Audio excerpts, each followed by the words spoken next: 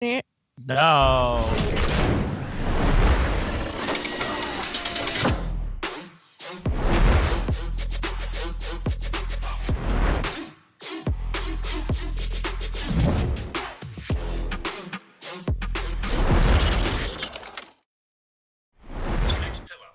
Hey now. What are we talking about with a pillow in the shape of a cube? What the I man? don't know. This show's already off the rails. We're 30 seconds into it. Okay, how you doing, everybody? Happy Valentine's Day. Welcome to show episode 120 here, the Pucknologists. I am AJ_Strong. Joining me tonight, of course, Rocket Backhander. Hi, I love you, Rocket Backhander. Okay, and coming to us all the way from Vegas, Hockey Jerk. I just want to let you know that my lawyer will be filing a complaint with you for having to use the old intro. Ugh, I know. Oh, wait a minute. Jerk, can you do me a favor? Activate your camera. Oh, yep. Thank you. Okay. Beautiful. All right. Wow. Love the shirt you're rocking tonight, bro. Hey, do me a favor, ladies and gentlemen.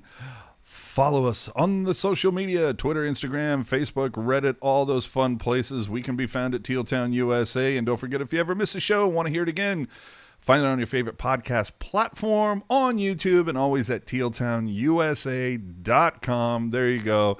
If you would like to contribute, help support the show, we encourage you to use Venmo at Tealtown USA. So this time around, it wasn't a good week, kids. You're talking about Valentine's Day. Let's talk a little heartbreak. We're going to get into a wild week of the NHL.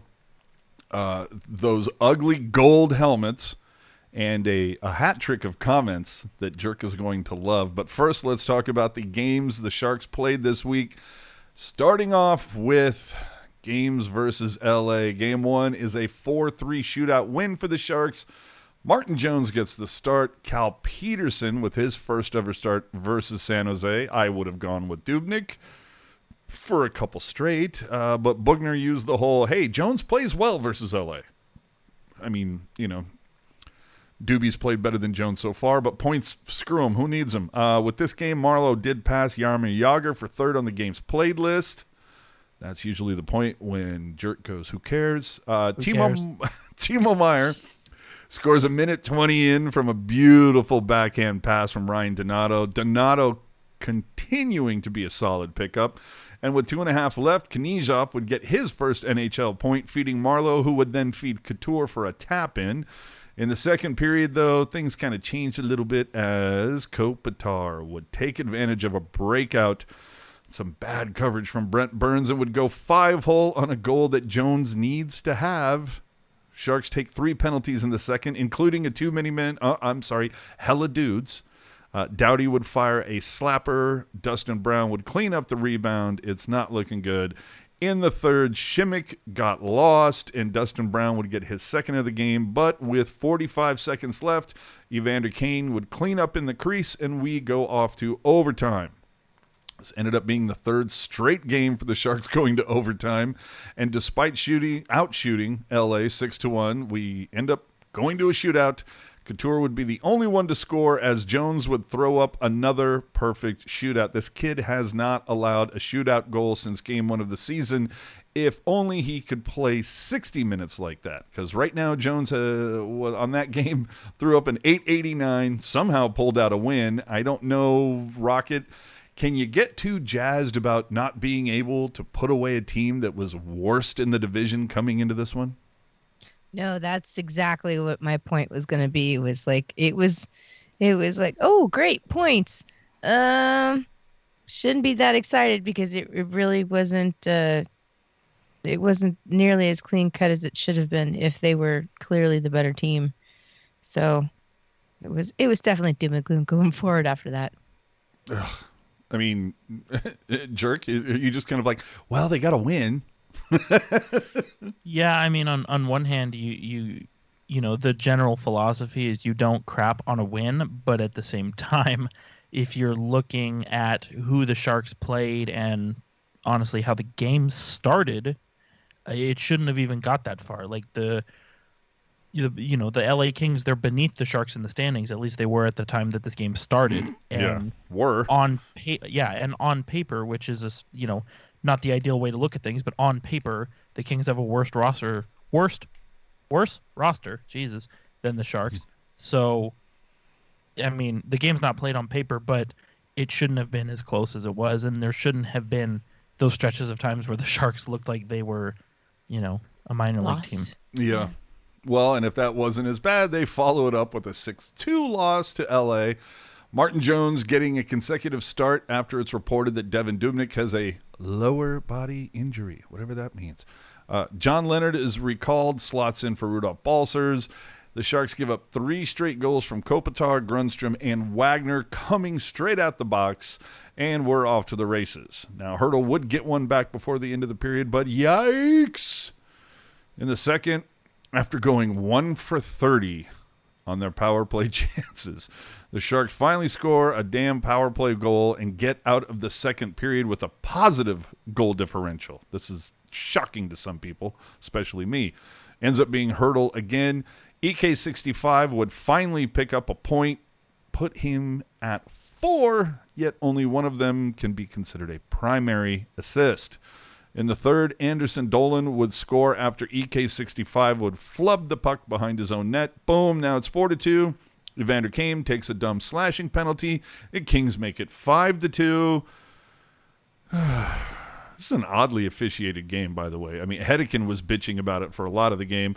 They disallowed a goal challenge, yet gave the Sharks a delay of game penalty, but they also call interference on Burns, giving the Kings a 5-on-3. Jerk? What?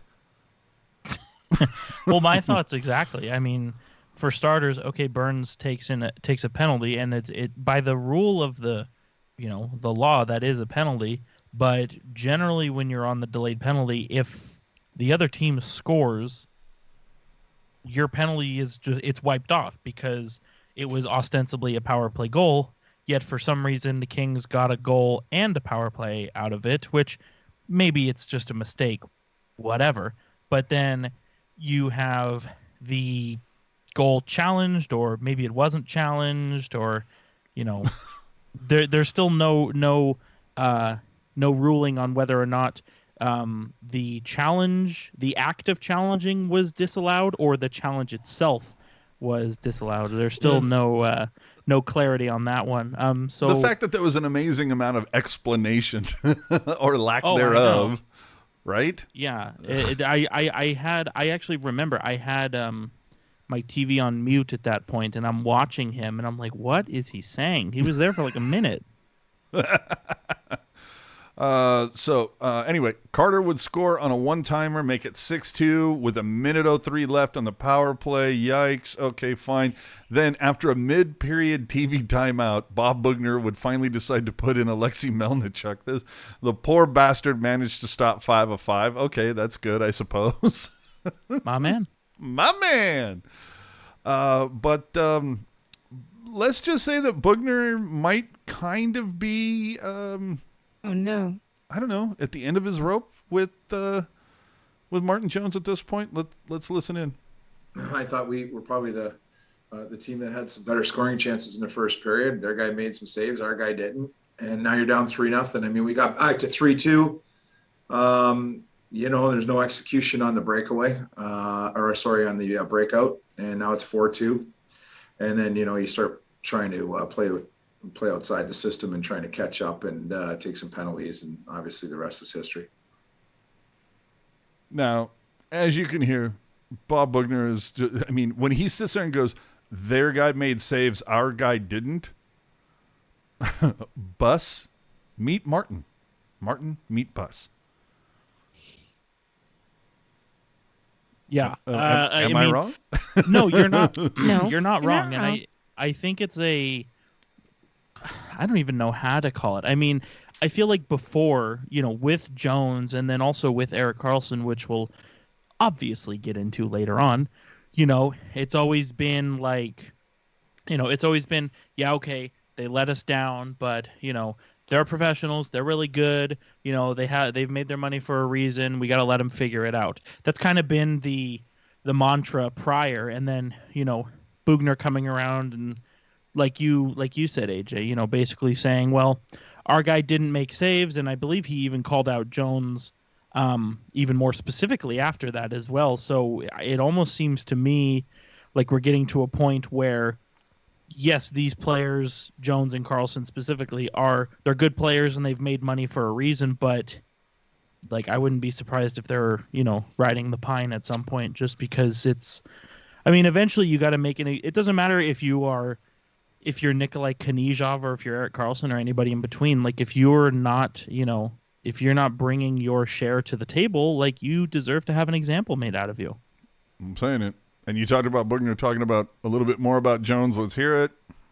Well, I don't know. You can ask him, but that's not up to our standard, that goaltending. And, we've given him a chance here to grab the net and especially with Doobie being hurt. And, we just, again, I think we're not expecting him to win hockey games for us and stand on his head, but we gotta have solid goaltending, especially at the beginning of games. And it's not up to our standard, and I'm sure it's not up to his own.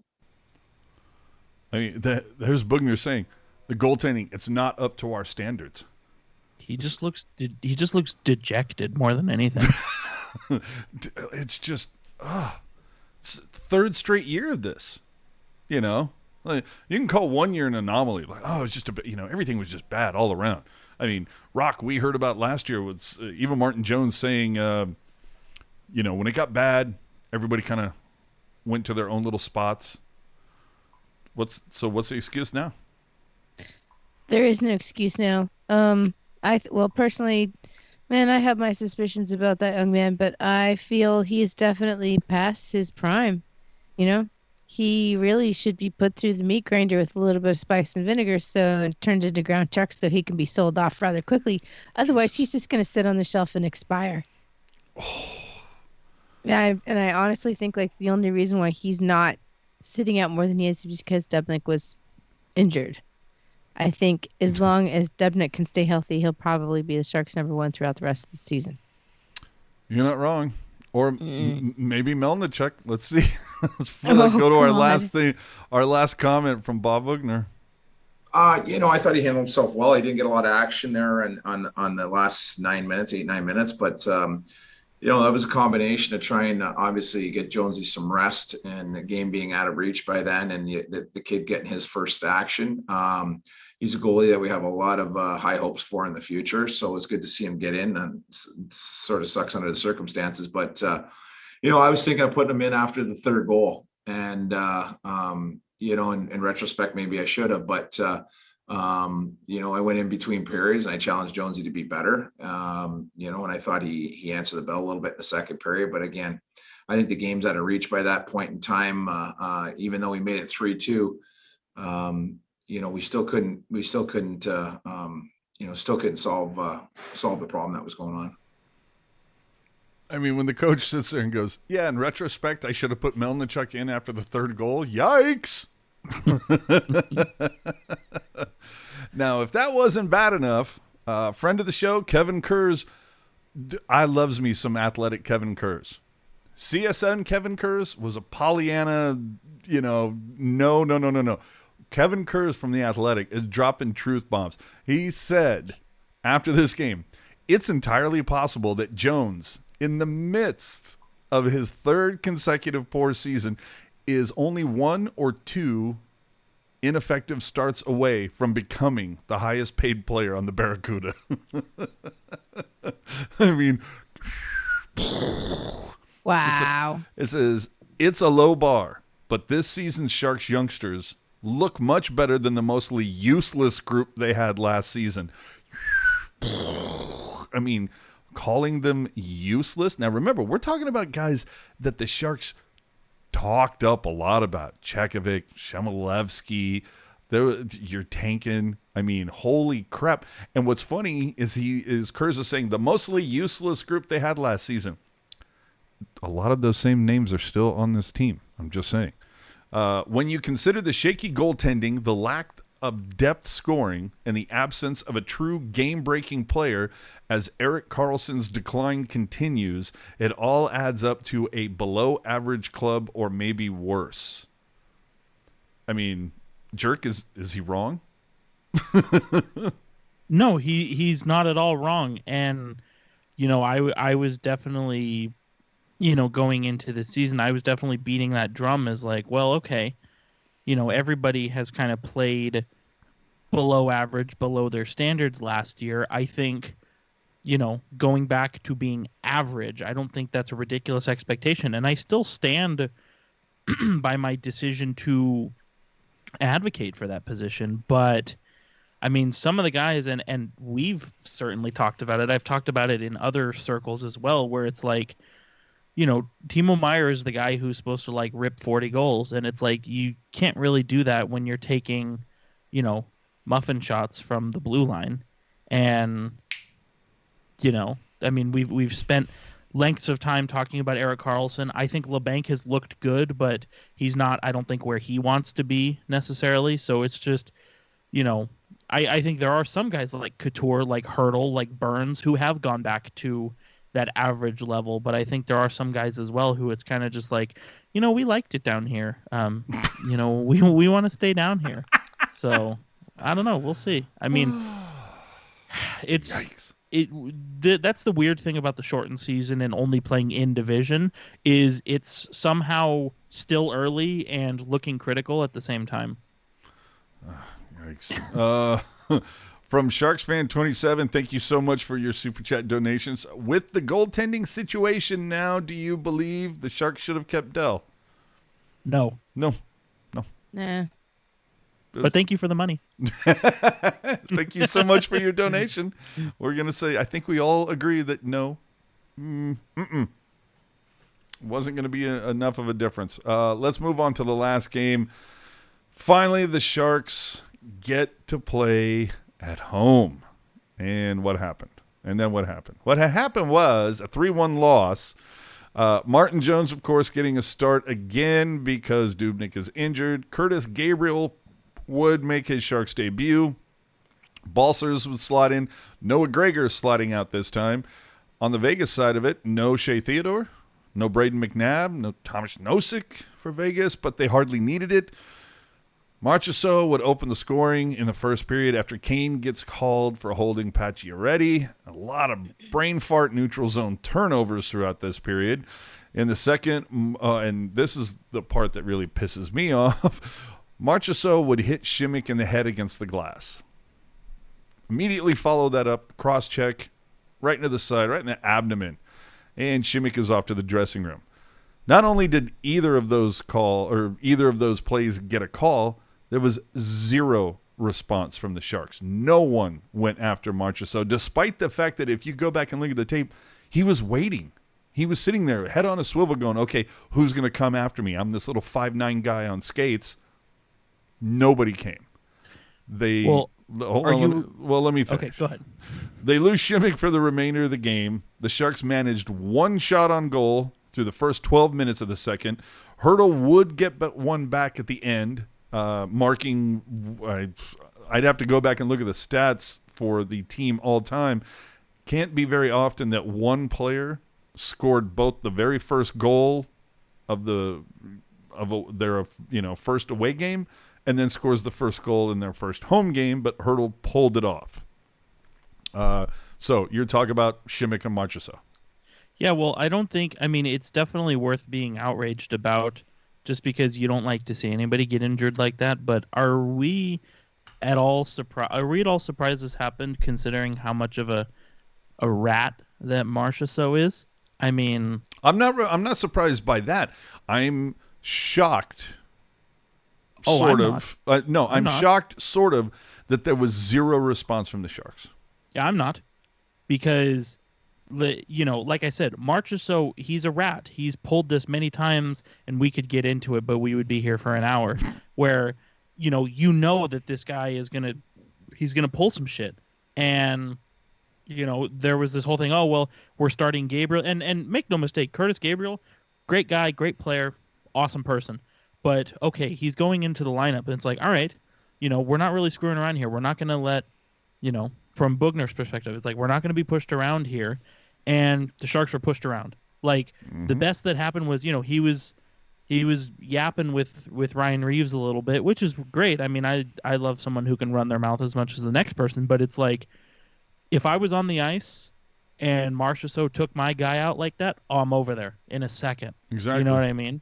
And we've now seen this with Šimik. You remember last year to start the preseason, Evander Kane was getting pushed around by Vegas. Nobody stepped up. Mike Hoffman was bugging the crap out of Erik Karlsson. Nobody stepped up. Now, what's the common denominator there? Those three players aren't part of like that OG original core, whatever you want to say, but it doesn't matter. They still wear the same sweater, the same color. They're all teammates and boys. Like, even if you don't like the guy, if you're wearing the same jersey, you have to play for him. Mm-hmm. It's frustrating to see. It's like on one hand, it's frustrating because it's like, like I said, you're supposed to stand up for your people, but at the same time, I'm not really surprised because, once Brendan Dillon and Barclay Goodrow left the team, it was like, okay, open season again. We can push these guys around and nobody's going to do anything about it. In recent memory, the only person I can recall stepping up for a teammate is Dylan Gambrell. And I don't know if you remember, but last year he challenged Matt Dumba, which is a huge mismatch, but he still did it, Yeah, there's nobody on this team right now that you would classify as a Brendan Dillon, a Ryan Clough, somebody who's going to stand up and like be the heavy. Yeah, and that's not like you don't need somebody who is, comparable to a statue out there where it's just like, their feet don't move and you just sort of push them around. Like, you don't need one of those people, but you need I am offended by your description of John Scott, but go ahead.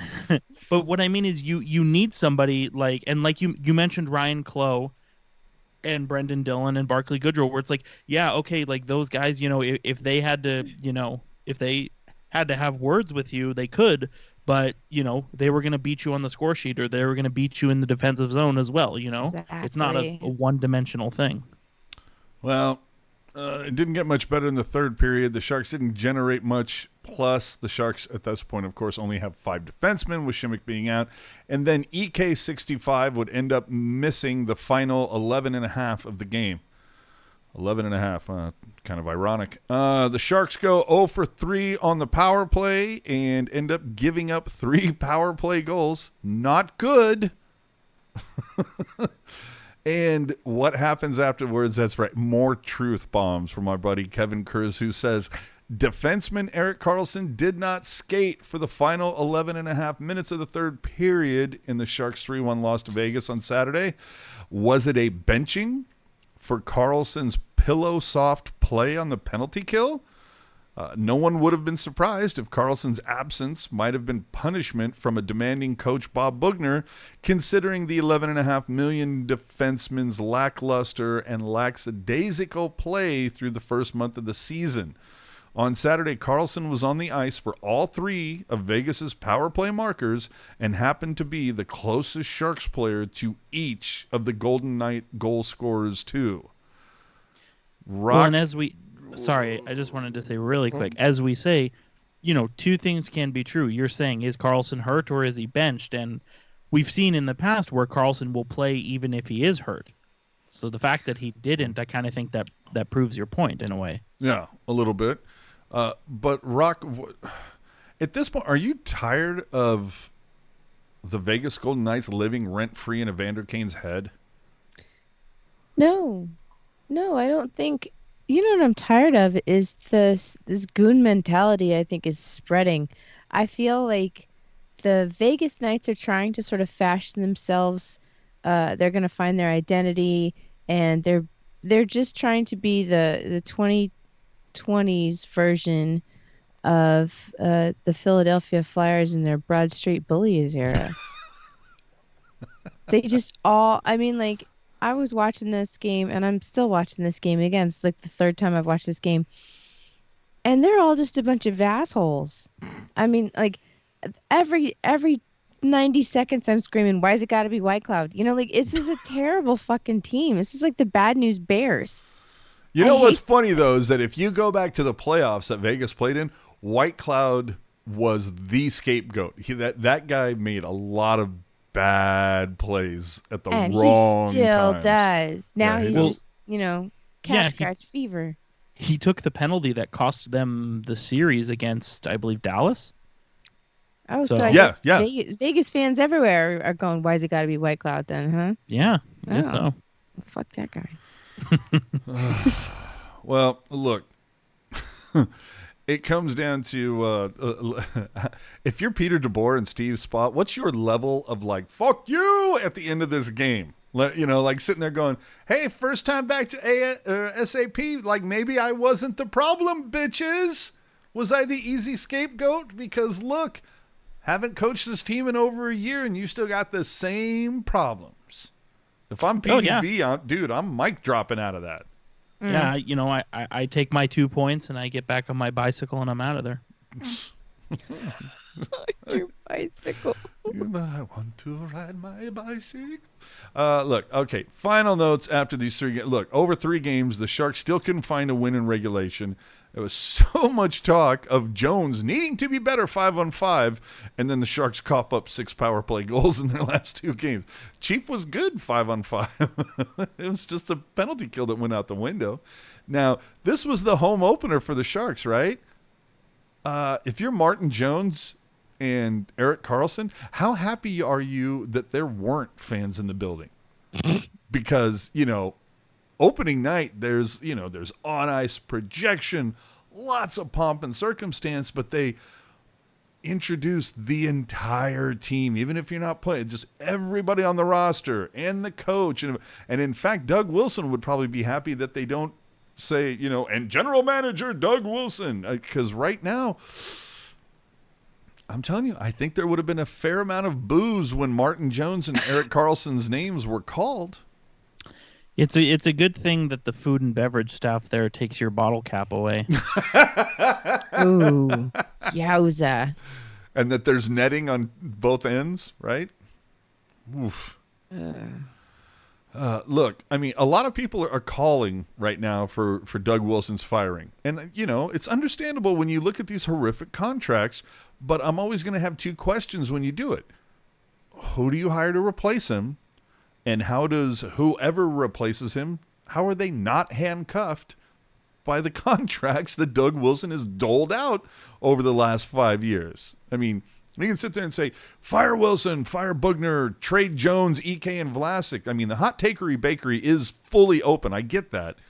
But, you have to have a little bit behind it and, show your work, do some homework. But if you want to fire Wilson, who's going to fix this? Well, let me make an example for you. So let's say, I've got I don't even know. I think I have the iPhone 8 Plus. And what are you, Amish? let's just, sure. And, let's just say, the power button gets stuck. The speaker doesn't work. Sometimes there's a black spot on the touch screen. It's not really working for me. Do you want it? Like, anybody you say that to, they're going to tell you to go take a hike. Like, you could say, we got to trade Erik Karlsson. We got to trade Mark Vlasic. And it's like, all right. Find me the person who's going, find me the person that's going to say, yeah, give me that. Yeah, I know. And what's the guarantee on that? I mean, dude, Ray Ferraro, TSN Overdrive, absolutely torched EK65 and Martin Jones this last week, pointing out that $53 million of the $92 million contract that Karlsson has, that's guaranteed money. Oof. That gets paid regardless of how shitty he plays. They also mentioned that before leaving Ottawa, Erik Karlsson was a surefire lock for the Hall of Fame. And now they're asking, can you be in the Hall of Fame if the last 7 years of your deal, you're basically a write-off? And the whole thing is, the funniest part, the TSN guys, they're saying the same shit that I was saying months ago. He doesn't have the speed that he used to. He can't outskate his mistakes anymore. Now, whether his ego or his brain hasn't processed that yet, whatever. And then to make matters worse, we got NHL radio talking that Wilson is just too buddy-buddy with Hasso Plattner for any changes to be made. what do we do? We're screwed for a decade then, right, Rocket? Yeah, and I think about that as I drive to work and stuff, while I'm sitting lonely in my car. It haunts me as I brush my teeth in the morning. It's just one of those things where you just have to sit with and think like this is it. This is the state of things. This is how it is going to be until we don't have Erik Karlsson anymore. This is it. Jesus Christ. Think you remember 15, 16? We're not ever going to have that. We're not going to have that until 2036. Still be at SAP. Chris saying, is there ever a case where a GM being fired doesn't mean the next guy inherits problems? That's usually inherent in the matter. No, it's absolutely right. But that's the problem. Why does AJ have a male Karen haircut? Fuck, dude. Damn. Wow.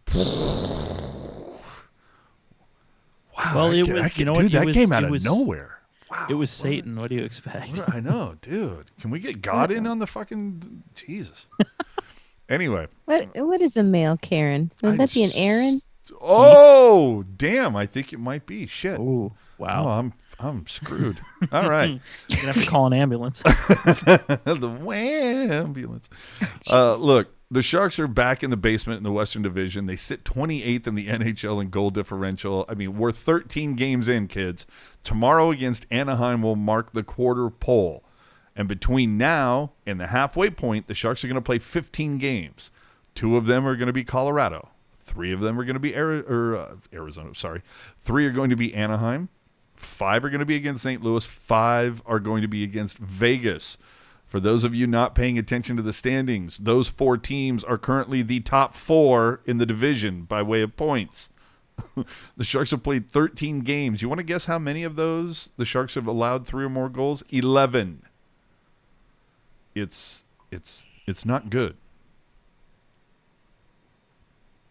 Okay. Bad team plays bad. More at 11. Okay. Right. I love you too, Shaitan. I mean Satan. I mean whatever.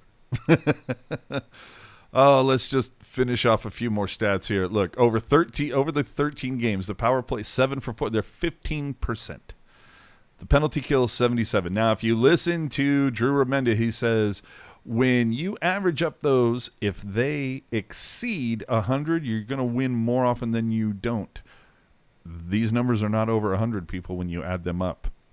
It's bad. The power play is still 22nd this week. I shouldn't say still. Is now 22nd. It was 20th a week ago. The penalty kill was 4th a week ago. It has fallen to 22nd. That is a precipitous drop. Okay, Martin Jones right now, 396 goals against and 867 on the season. In his last 3 starts, it's actually 848, and the dude has been pulled 3 of 9 starts this season. Conversely, Devin Dubnyk, 271 with a 917. Much better. Much better. Why are you injured? I don't know what's going on. Let's get into period scoring. The Sharks have outscored their competition 13-11 in the first period. They have been outscored 21-7. That's right, 3-1 in the second period. Right now, 15-10 in the third. So 2-1 in the third. Are you kidding me?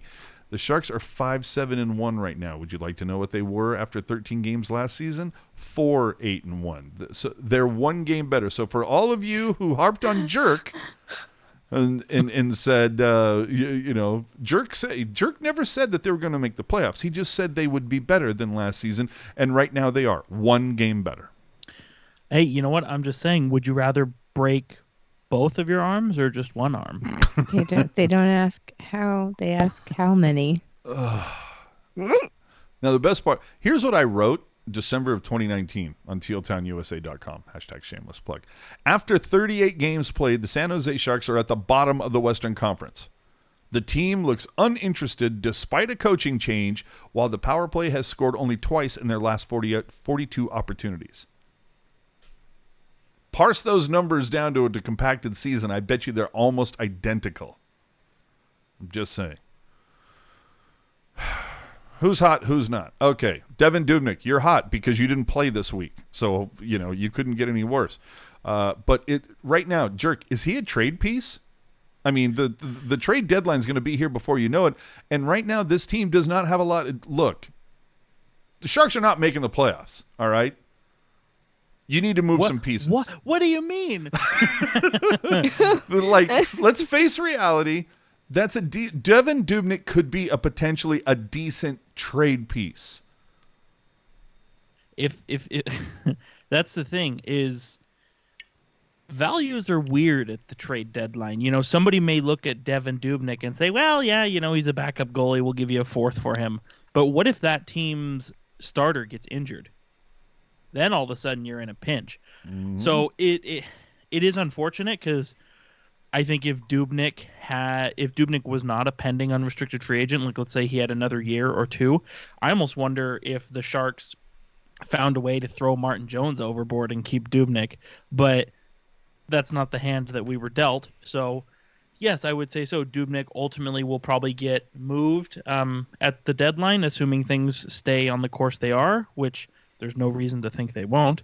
And then probably what you'll do is, you know, Melnichuk and Korenash, well, they'll probably just, you know, they'll probably tag in and out on the taxi squad to play backup. And that's, you know, in that situation, you're just hoping that the Sharks get good value for him. If you're asking me what is good value, we're not there yet. Thank you, John King. By the way, I should point out that it was mentioned Dubnyk has a no-trade clause. Now, this is not the same handcuffed BS that some of the other guys have. It is a 10-team no-trade list. So I think we can find some dance partners within that. There's still and that's the thing. Okay, so 20 teams he can still go to, you know, free and clear. You know, we're not asking. And remind me, how many teams make the playoffs? 16. There you go. Also, too, just because a team is on his no trade list, you know, every contract is different. Sometimes your trade list is sent in at the beginning and that's it. Sometimes you update it every year. So maybe, and I'm just throwing an example out here, but let's just say for fun, you know, even though Montreal doesn't need a player like Devin Dubnyk, Montreal was probably a crappy team when he made his no trade list. Now they're pretty good. So if it's a situation like that, he can be like, you know what? You can trade me there. I give you my permission. It's not a full capital N, capital O. It's just like, yeah, if you want to trade me there, you need my permission kind of thing. So yes, only 20 teams free and clear, but no reason the other 10 couldn't get a look either. A scotch. Yes. Plus if one of those 10 no teams is in the playoffs and you're a pending UFA, who cares? Tough it out for 2 months. I'm saying it. Also on the hot list, Logan Couture, 3 goals, 2 assists over the last 5 games, has averaged 60% in the dot this week. So at least you're getting it done there. Tomas Hertl, of course on the hot list because he's the only Shark to score in 2 of 3 games this week. Brent Burns, twice this week, played nearly half the game. I'm sure that's completely sustainable throughout the entire season. And finally, Ferraro, Super Mario, second on the team in ice time. I would argue the most consistent Shark through 13 games. Now, on the not-so-hot list, Evander Kane. I mean, yeah, he scored a huge game last Tuesday to send it to overtime. He still lets Vegas live rent-free in his head, and he's still picking up stupid penalties. Ugh. Martin Jones, not so hot. Let's see. Jonas Hedberg got canned. We now have Yevgeny Nabokov. We've got Francilia. At some point, maybe it's you. I'm saying. Marc-Edouard Vlasic. Dude, you've been dropped to the bottom pair. Your ice time's been reduced. I mean, do we need to have a Skyrider sent up before you get the message that you need to be better? I don't know.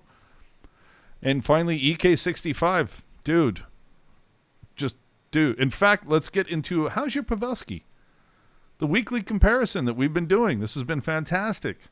After 12 games played, did you know Joe Pavelski has 17 points, 9 goals, 8 assists. Of his 17 points, 11 have come on the power play. 11. You know, a fun fact, Joe Pavelski and Klingberg from the Dallas Stars have the same amount of points on the power play that the top 7 Sharks have on the power play. Would you like to know how many Sharks have points on the power play? 8, just to let you know. This last week, Joe Pavelski's name is being mentioned as a Hart finalist from the Central. From the North, Tim Stützle is getting mentions for the Calder, as is Josh Norris. If you don't know who those players are, look it up. Josh Norris was part of the EK trade. Stützle, was that not the pick that Ottawa used as part of the EK trade? Yep. Okay. Conversely, over 13 games, Evander Kane, excuse me. Erik Karlsson now has 4 assists. 3 of those assists came in losses. Of those 4, 1 is a primary assist. 4 points in 13 games means that Erik Karlsson is now on pace for 17 points over 56 games. That would equal 25 points in a regular season. That is the worst he will have ever done in a season where he played 50 or more games. And, hey, he tweaked something. Let's see if he hits the 50-game mark this season. I don't know. Rocket, are you aboard the bus now? The EK65, this contract sucks bus. Oh, I've been on it for quite some time. I just haven't been real vocal about my seat on the bus, is all. You know, I don't want to be it's never fashionable to be the first one to a party. Do you know what I'm saying? So I never want to complain too early. I need to wait for, a dozen or so people to show up and start complaining before I can go and mingle with them. Jerk, you talked about purchasing a bus pass last week. Are you ready to use it? You know what? It's in my wallet, but my wallet is on standby. So, shit. We're waiting and seeing. It's not looking good. I was thinking, I was going to be able to, get a ride to where I need to go, but I think the bus might be the way to go. Yeah, a little bit. Let's get into some Sharks announcement here. I know we're running late. As mentioned on last week's show, the Sharks finally announced their Heritage and Reverse Retro jersey schedules. Jesus Christ, did that take forever? So on the Heritage side, it will be worn for 8 games against every other team in this West Division except Anaheim and Colorado. Not really sure why. Seems a little odd to wear it against Minnesota, but not Anaheim. You would think you would wear it against somebody that's in the Pacific Division, but whatever. On the flip side, Reverse Retro will be worn only 4 times, twice against St. Louis, twice against Vegas. Now, if you remember the Reverse Retro jerseys, these are supposed to be like set aside for quote-unquote rivalry games. Now, it kind of makes sense because, the Sharks have played the Blues more than any other team in the playoffs, so yeah, I get that. And we're all familiar with the rivalry that the Sharks have with Vegas. I just think it's funny that the Sharks are going to be wearing a crest against a team that didn't exist when that crest was primary for the Sharks. But anyway, if you didn't get a chance to see it, boom, there's your ice at the arena. Very nice. The 30th logo looks beautiful. Am I right? Looks solid, right? Solid. That's awesome. The Sharks, the Sharks really like to let you know how invested in corporate sponsors they are. So I really do like how they kind of went for the not so annoying in your face approach here of having it blend into those covers there. Hey now. Yeah. The Sharks also announced their schedule for their warm-up jerseys. For those that don't know, the Sharks usually skate during warm-ups in custom jerseys about 7 or 8 times a season, and the jerseys are sold at auction the night of the game. The previous in-game auctions featured a buy-it-now price, some of them, like Joe Thornton and whatnot, going for upwards of $3,000. Now, the kicker of this was that you had to be at the game in order to bid. Obviously, in a COVID world, these are going to be an online auction. These prices are going to skyrocket, I would imagine. And Jerk, what's your ceiling for an Uprising jersey right now? Have you gotten that tax return yet, buddy? It's I do know it's pending. I I was talking to my my finance guy. He had on the green visor and everything, and yeah, he was working his adding machine like you wouldn't believe. Abacus. I don't know. I mean, my whole philosophy on that is like it's such a You're like, special jersey. Is I don't Dalton really. Prout still on the team? Can we get a Yeah, Dalton Prout? like- Because that has to be made, right? Because these are from last season. So there's got to be a Dalton Prout. You might get lucky. You'd think. Well, that's the thing is, my whole thing is like, okay, it's such a beautiful jersey design. I don't really care who's on it, but I mean, is it going to be a situation where it's like, oh, here's Nikolai Knyzhov and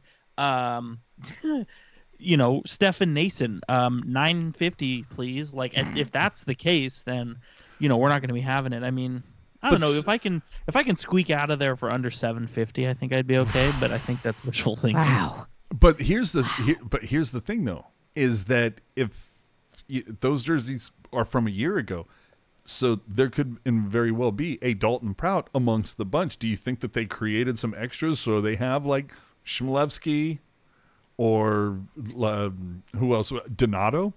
Like, aren't you going to be a little triggered if there's not a Donato in that group?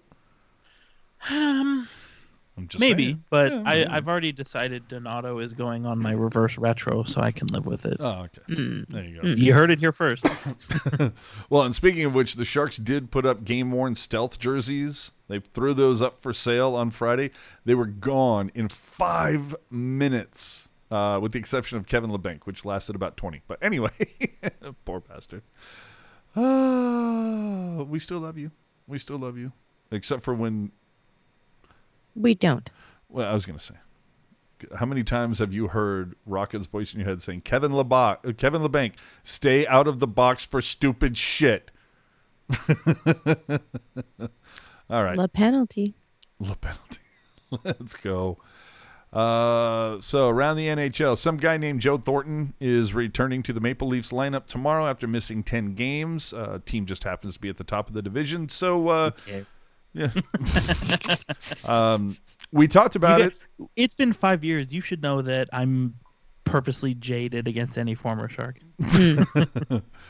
We did talk about it on Twitter earlier today. I'm just going to assume that this is Jerk's last show because it was announced earlier this week that the Coyotes terminated the contract of assistant GM and EVP of hockey ops Steve Sullivan. So would you like an announcement that you're going to make an announcement? What are you doing?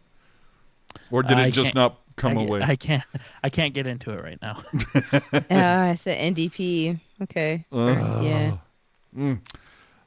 Speaking of the Yotes, the Blues will play the Coyotes for the 7th straight time tomorrow. I mean, how great, Rocket, would it have been if this schedule compacted was just filled with 8-game series? 4 away, 4 home. 4 away, 4 home. 4 home, 4 away. Whatever.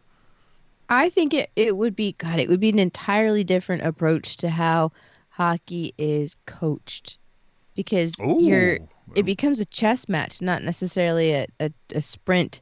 I mean, yeah, points are points, but the more you really strategize against a team, the more you can assuredly beat them, in 5 games or less and keep them beaten.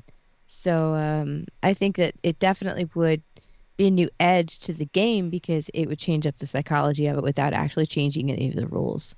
You think by like the 4th game, some teams are like, okay, who knows how to throw hands? You're getting called up. Essentially. And you see in the playoffs too, like even the team that some would consider the underdog, if they can find a way to rattle the opponent in game 1, it could set the pace for the entire series. So, let's just, in this hypothetical world, let's say the Sharks play an 8-game series against Colorado and, bang out a 5-0 win in game 1, that for at least game 2, Colorado's going to be like super hyper focused on not letting in 5 goals again. And so when they do let 5 goals in again, it feels real good. Like a taiga in the Valentine spirit here, roses are red, violets are blue, fuck St. Louis, purple Yotes rule. What if it was purple? All right. For those of you who did not see the monstrosity that occurred on some people's TVs the other night, the Vegas Golden Knights. These things. They whipped out gold lids. Now, they were shut out in these horrific monstrosities against the Ducks. I mean, I don't know if that means they're going to keep the C3PO lids or not. The best article regarding these things came on Twitter that said, the Vegas Golden Knights cannot keep getting away with making horrific uniform decisions. Yes, they can. They're Vegas. I thought it was great. I mean, just look at these things. I mean, Jesus Christ. These things, how can you not get distracted? In fact, can we zoom in a little bit on these? Oh, Jesus Christ. The Weekend got trapped in there? Oh, my Lord. Oh. That is awesome. No wonder. No wonder. I'm just saying. Scalp the interpreter. Ugh, that's right. A little bit more around the NHL. Philly Flyers legend Ron Hextall is the new GM in, Pittsburgh? Do you understand that would be like Owen Nolan becoming the GM in Las Vegas? But okay. It's all about that paycheck. Telling you. Oh, boy. Noted favorite of one Miss Rocket backhander, Bo Horvat, refuted the idea that the Vancouver Canucks are playing shitty because players are upset that they lost key teammates this season, including goalie Jacob Markstrom, defenseman Chris Tanev, Troy Stetcher, and, of course, Tyler Toffoli. They all left Vancouver's free agents. It doesn't help things, of course, that Markstrom has defeated the Canucks twice this season, while Tyler Toffoli has scored 8 of his 9 goals this year in 5 games against Vancouver. And let me see. Their record sucks, and they only have 6 wins, and 3 of them came against the lowly Ottawa Senators. Yeah. What the hell happened to Vancouver? I have no idea how the wheels fell off that train. Maybe just being in the All Canada division is freaking them out, you know? Like they're not used to the horizontal, they're just used to the vertical, and it's really bothering them. Jesus. You see here what had happened was they had an opportunity. The Vancouver Canucks did. They had an opportunity to keep the good players they acquired by getting rid of the bad players they already had. And, you know, they kind of looked around and they're like, well, why would we do that? And, I mean, that's the lot in life they're in. They acquired a goal scorer who meshed perfectly, let him go. The starting goalie who was their MVP the last 2 seasons, they let him go. And, Chris Tanev, he's not a sexy name by any stretch, but he's kind of similar to the Shimmick or the Justin Hall in Toronto, where it's like they're not really anybody you've ever heard of, but they play with a pretty notable defenseman and they do a good job at holding it down.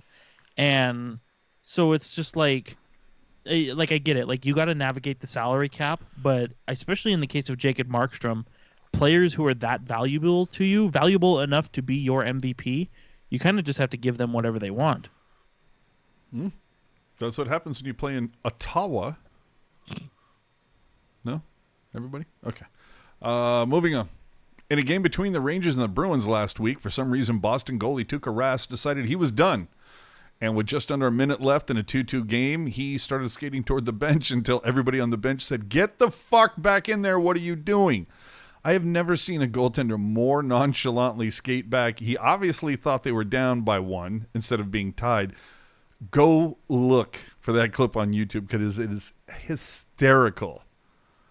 I don't know what the hell he's thinking. The NHL is considering making changes to the draft lottery system. Does it need to be changed? I like it. I like the idea of no team can move up more than 3 spots. Because many have pointed out, isn't it kind of unfair, Rocket, if the team that finishes 17th all of a sudden gets a number 1 pick? That doesn't seem quite right. But, I mean, that's why it's a lottery. Nobody said it was fair. Well, it's only the 15 teams that are bottom 15 that are in the lottery. Whatever. Either way, the team that just misses, all of a sudden they finished with 23 more points than another team, and they get the number 1 pick. Now, I'm all about none of this lose for Hughes or any of that bullshit. Like, I don't want to see anybody tank on purpose. But that's why there's a lottery. Yeah, but Parity. and I get that. But didn't the lottery also give like Edmonton like the number one pick in 2 out of 3 drafts? Like, I like the idea. Yeah, but they were also the worst team all those years. Well, and whose fault is that, my friend? The NHL. I just Follow think the it's money. like, look at. I mean, if you want a case study on why the draft lottery is a good thing to have, just look at the Buffalo Sabres from 2013, 2014. I mean, that's the perfect case study right there. Like, and even 14, 15 as well. They basically, in so many words, said like, yeah, we don't think winning is in our best interest. I think especially in 13, 14, any goalie that won more than one game in a row, I'm pretty sure got dealt. So, there's obvious reasons for it, but I don't know that I like the idea of the 15th place team winning a top 3 pick, but I think, it kind of deters people from that tanking just because everybody has a chance, albeit a differently weighted chance. I think if anything, maybe they need to tweak the percentages a bit. Yeah, exactly. I don't want to see the same team win the number 1 pick more than once every 5 years. I think that, like, if you get 2 or 3, okay, fine. I don't think you should get the number 1 pick twice in 3 years, but that's just me. Well, and they talked about that being one of the tweaks where it's like, if you won a top 3 pick, then you basically weren't eligible. Even if you missed the playoffs again, you weren't eligible for the draft lottery the immediate year after you won a top 3 pick. There you go. I'm good with that. Unless of course you're in the top 3 again. then it's like F you got more things to worry about. All right. The NHL hopes to keep next week's NHL Outdoors in Lake Tahoe game scheduled as is, but they do have options should they be forced to replace teams. The New York Rangers are evidently one option. There has been no decision yet, but a team source says they are willing if needed. We'll see if that ends up going off without a hitch. I hope it does. Yikes. All right, there was some shit that happened last week with the Dallas Mavericks. The Dallas Stars felt the need to issue a statement. It all had to do with the national anthem, and we move on. Last Tuesday morning, Bell Media flipped the switch at 3 stations from regular programming to ESPN radio, with the staff being alerted that their station was being gutted like that morning.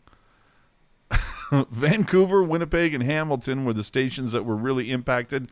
Of note, none of those stations had the rights to, the radio rights to stream or broadcast that station from TSN. They didn't have the rights to the Jets. TSN 1040 didn't have the Canucks rights. Does this further prove that narrowcasting is the future, Rocket? Like, do you want to, when I say narrowcasting, like, there's a variety of topics. Say that Rocket enjoys music, but Rocket enjoys hearing about 80s new wave and punk and maybe some like 90s grunge stuff. And that's like Rocket's wheelhouse. But there's a station that will talk about those, but they also focus on like 80s hair metal and like Madonna's lifetime career and like 70s funk, and you're like, I'm not really interested in that. I just want to hear about what I'm interested in. So I'm not going to listen to that. Is that it? Are we just narrowcasting is the future, yay? I don't know if I guess if you want to call it that, yes, because it offers people a more tailored experience. They get to really listen to what they want to. And then it also offers up, as creators, it offers up more chance for intersectionality as well, where you can take, your point of view from something with something that you really like, and you create content out of that for people to enjoy. So it's really not about seeking out the mainstream. It's just about, doing the one thing one thing well, and then finding the intersectionality to just fill in the little pockets, the niche. This is Yeah. the era of, it's cottage industry for sure now. Yeah, there is a rumor, you may have heard about it, that the Bay Area has 2 sports talk stations. I can neither confirm or deny these rumors, but they talk about everything other than the Sharks. So why would I listen to them? I'm going to listen to things that I want to listen specifically about. That's why I kind of lean towards narrowcasting. Dan O'Toole from TSN's Jay and Dan lit up Bell Media after being fired last week, specifically targeting their whole Bell Let's Talk Twitter hashtag about mental health, saying, I'm sure it's really good for mental health to let people know they've been fired by way of Twitter the morning that they've been fired, and they didn't even get a direct tweet. They heard about it from somebody else. I mean, jerk. Yeah, that's probably good for mental health, right? To not even be given a heads up, just you just wake up and, oh wow, I don't have a job anymore. Wow, that's fantastic. Yeah, I mean, in a pandemic when money's tight and everybody's a little more on edge than everything, it's my ideal situation to be put even further on edge. I mean, if you're going to fire me, let me know as late as possible. That way, you have the least amount of time for prep. Yeah, you know what? It gives me less time to be nervous about where my next meal is going to come from. You know what I mean? So, right. Just saying.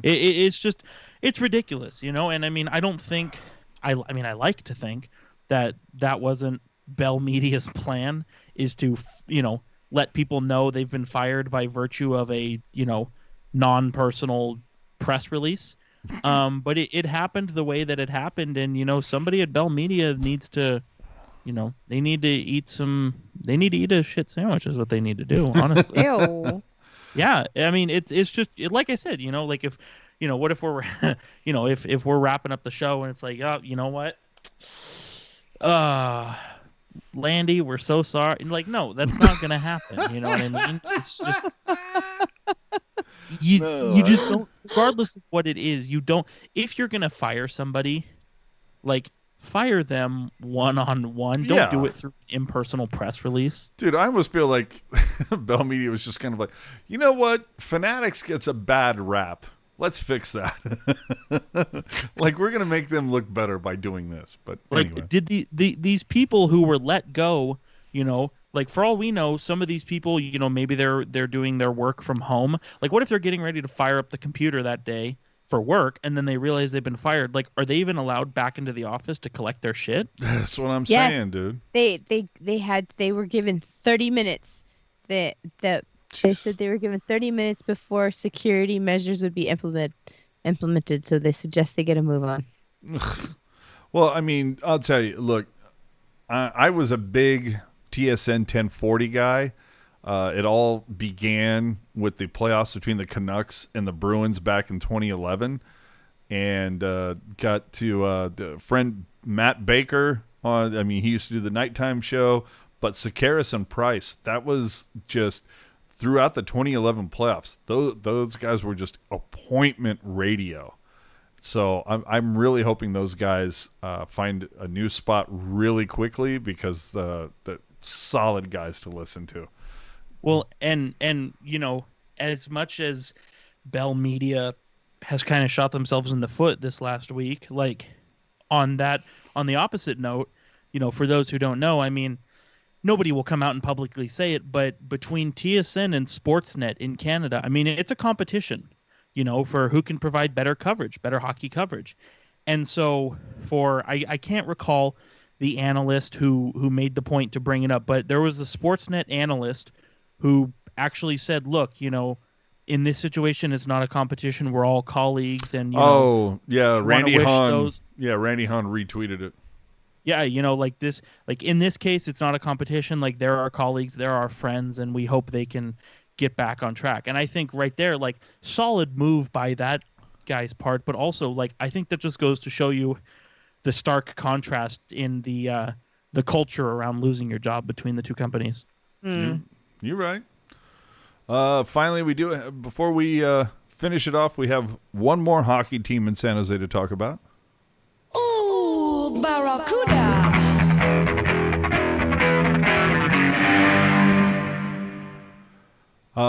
I'm not going to lie, kids. It hasn't been good for the San Jose's Barracuda. They opened the season last Sunday. They've got 4 games in the books right now with only 1 win. Joachim Blichfeld right now leads the team in goals and assists with 3 each.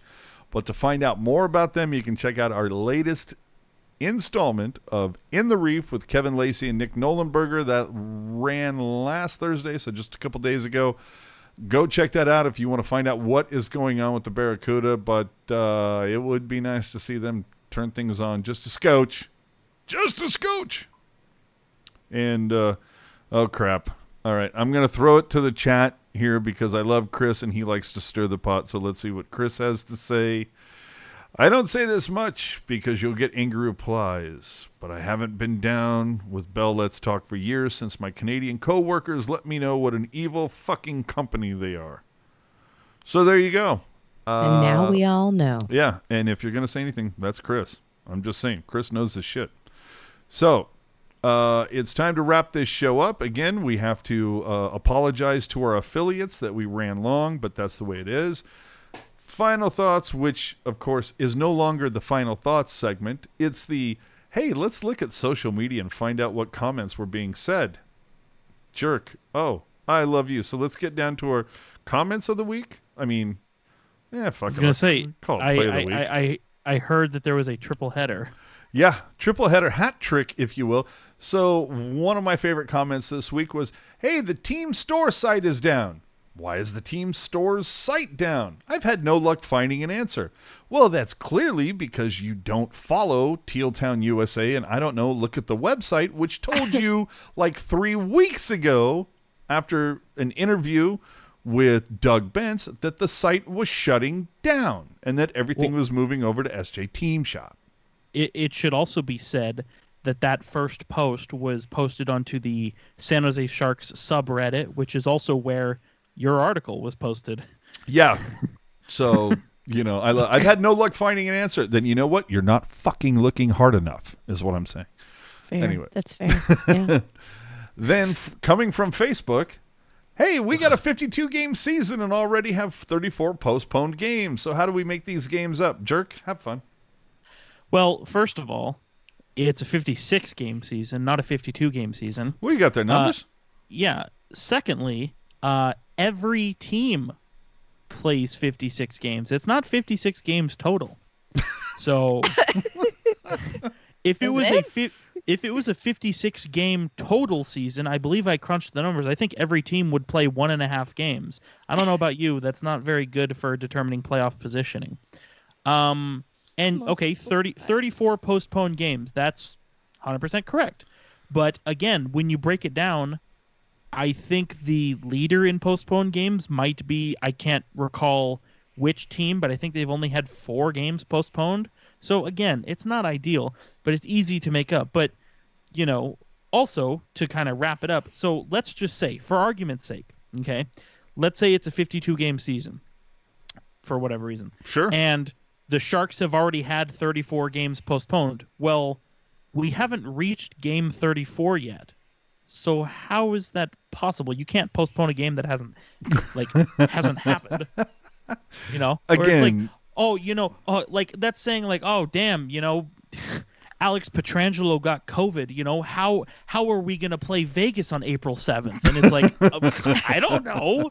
Like we probably will because that's 2 months away. I go back to the tried and true line: better to remain silent and be thought a fool rather than to open your mouth and remove all doubt. Just stop already. Anyway. When you argue with an idiot, there are 2 idiots. What's the I'm not going to say it because the social justice people will come for me. Finally, not going to lie. Well, no going to lie. I'm sure the person meant not, but not going to lie. Those Heritage jerseys look dated as hell. Logo and everything. Also, the collars of the Adidas jersey looks like a necktie under the sweater. They don't know what they're doing. Either way, not going to lie, the Heritage jerseys look dated as hell. Rocket, doesn't it piss you off when, I don't know, somebody tries to make something look 30 years old and then people complain that it looks 30 years old? Have you ever tried being a woman in the Uh-oh. United States? Oh, Jesus Christ. I feel like this conversation is going to go south. Go ahead. No, it's just that's the Schrodinger's age is you try to look 30 and then 30's old. That's just what it is. So It's a paradox, really. It's this team. let me ask you this. So pretty soon I'm gonna be 26. Should we at all be Fuck surprised? you! Okay, hold on. With that in mind, should we be at all surprised that I look 26 years old? No.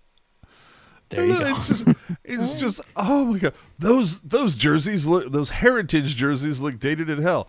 Does he not mission understand what the accomplished. word- Exactly. Like, it's a heritage jersey, son. Like, do you not know what that means? And in other news, those ice cubes are making my drink too cold. Firewood burns too easily, and that comedian was too funny. The booger is too far up my nose. Yeah, Jesus Christ. Unbelievable. I will bet you again, I will bet you $1,000 this person became a Sharks fan in the last 10 years. Yeah, probably. Absolutely. Because look, people that Why? became Sharks fans when there was the old logo and the chomp font and all that, basically, you know, from inception through 2006, if you became a fan then, you hold a cockle, if you will, a little cockle of the heart is reserved for the original Sharks logo, the original font, all of that stuff. But if you're like 2008 or newer, it's like, no, man, that shit's dated. That's old. You know, nice logo, boomer. You know, that's what I'm saying, man. And that's kind of the way it is. Wow. You know, it's unfortunate, but it is okay. You don't want to respect the tradition, the history of the team. Fine. That's cool.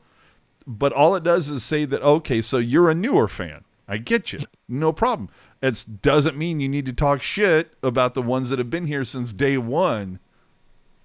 You know, it's the jersey that's made to look 30 years old. I'm upset about it because it looks 30 years old. Fuck you. Jesus Christ.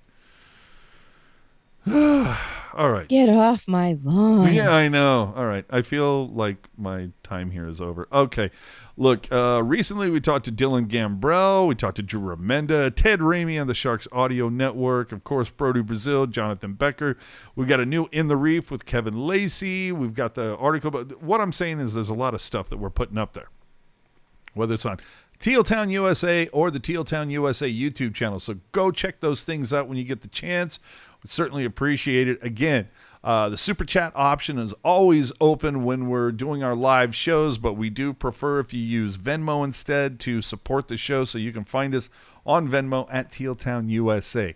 With that, time to wrap this one up. Rocket, your, thoughts on a horrific week and what do we got coming down the pipe? Let's take a look here. Oh, Anaheim and 2 against St. Louis. Well, what could possibly go wrong there? Go ahead. My name is Rocket Backhander, and this is my thoughts. 50, what did you say, 56 games? 58 games? 64 games? 56. Preseason. All preseason. It's like that Buzz Lightyear meme where he's gone preseason everywhere. That's all it is. That's all this is. Because that's the only, it's like when you go through some bad stuff, the only thing you can do is be like, well, what did we learn from it? Learn that and move forward and leave the rest of the garbage behind you. So I'm already in that mindset of this is what we need to learn and we're going to move forward, and next year we're leaving the rest of this garbage behind us. I know this is wishful thinking, but this is the delusional bullshit I'm going to subscribe to until Erik Karlsson's contract has been terminated. My name is Rocket Backer, and you can find me hanging out on Twitter talking about this kind of stuff and, hot girl shit. That's what I do. It's R backhander 76, capital R, capital B, little backhander 76, or you can check out my photographs over on Instagram. Hey, it snowed, so I might take some photographs of the snow tomorrow. Who knows? Yeah, it's Rocket Backhander, one word. That's it. AJ? Well, on the other side, we go over to Hockey Jerk. I'm definitely wanting to find out, how long, what would the buyout be for Martin Jones or Erik Karlsson? How's that going to work? And I'm sure you're looking into that in between your instances of doing hot girl shit. Well, I can tell you, as somebody who is familiar with these numbers, what do you got there? Numbers? We got there numbers. It's not pretty. Let's just say that. So for Martin Jones, that guy, let's and now for this is assuming that you can buy out Martin Jones today, which you obviously cannot. You have to wait until after the Stanley Cup has been awarded.